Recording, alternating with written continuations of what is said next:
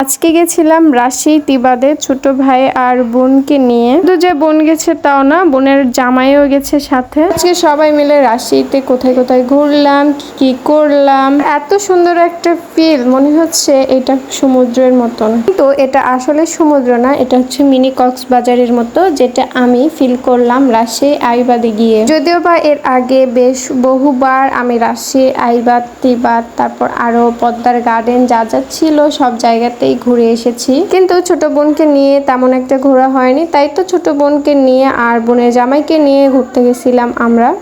এত জীবন তো একা একাই ঘুরলাম, এখন দেখি বোনেদের সাথে একটু ঘোরাফেরাও করা উচিত, কারণ বোন তো এসব দেখেন। তো সবাই মিলে প্রথমে ঢুকে পড়লাম রাজশাহী তিবাদে, আর তিবাদটা যেহেতু সামনে ছিল তাই তিবাদে আগে গেছিলাম। আর এত সুন্দর একটা ভিউ, বাই দ্য ওয়ে আজকে কিন্তু রাজশাহী আইবাদে আমরা বৃষ্টিতে ভিজেছিলাম। সবকিছুই থাকছে আজকের এই ব্লগে। তো এই পাশে আমার ছোট ভাই যাচ্ছিল হেঁটে হেঁটে, আর এই পাশে আমার ছোট বোন আর বোনের জামাই সবাই মিলে যাচ্ছিল। আর আকাশটা একটু মেঘলা মেঘলা টাইপের ছিল, আর অনেক বেশি বাতাস ছিল। আর সেই জায়গা অনেক সুন্দর আর অনেক পরিপাটি একটা শহর, যেখানে গেলে যে কোনো মানুষই আর সেখান থেকে আসতে চাবে না।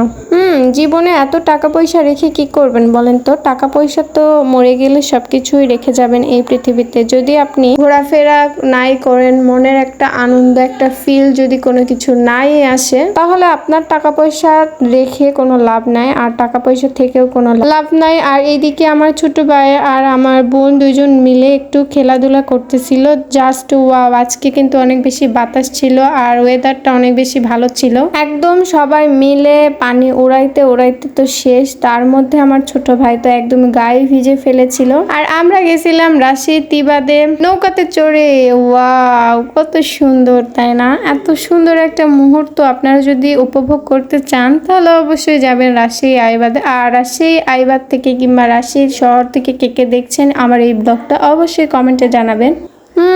জীবনটা এত সুন্দর, আসলে ঘোরাফেরা না করলে বুঝতে পারবেন না। যদি আপনি বেঁচে থাকতে চান কিংবা আরো বেশি দিন দীর্ঘায়ু হতে চান, তাহলে অবশ্যই ঘোরাফেরা করা উচিত, কারণ ঘোরাফেরা করলে অনেক বেশি মন ভালো থাকে। এখানে দুই হাতে আমার এম নাম লিখতে চাইছিলাম, কিন্তু শেষ পর্যন্ত আমি পারিনি। আর এত পরিমাণ বাতাস ছিল, আমার তো পুরোই সমুদ্র কক্সবাজারের মতন ফিল আসতেছিল। আর আমি পানিতে যাচ্ছিলাম, মনে হচ্ছে একদম সমুদ্রে চলে এসেছি। Just wow. আর আমার মন চাচ্ছিল আমি এখানে থেকে যাই, এত সুন্দর একটা পরিবেশ। আর এই জায়গাতে যদি কারো বাড়ি হয় তাহলে তো আর কোনো কথাই নাই, এত সুন্দর। আচ্ছা, আপনারা কে কে ঘুরতে আমার মতন পছন্দ করেন তারা অবশ্যই কমেন্টে জানাবেন। কিছু কিছু পাবলিক আছে কিংবা কিছু কিছু ফ্যান ফলোয়ার্স আছে যারা আমার ঘোরাফেরা দেখে বলে, আপু আপনি সারাদিন কি করেন? আপনার তো কোনো খেয়ে কাজ কাম নেই, আপনি শুধু ঘুরেই বেড়ান নাকি?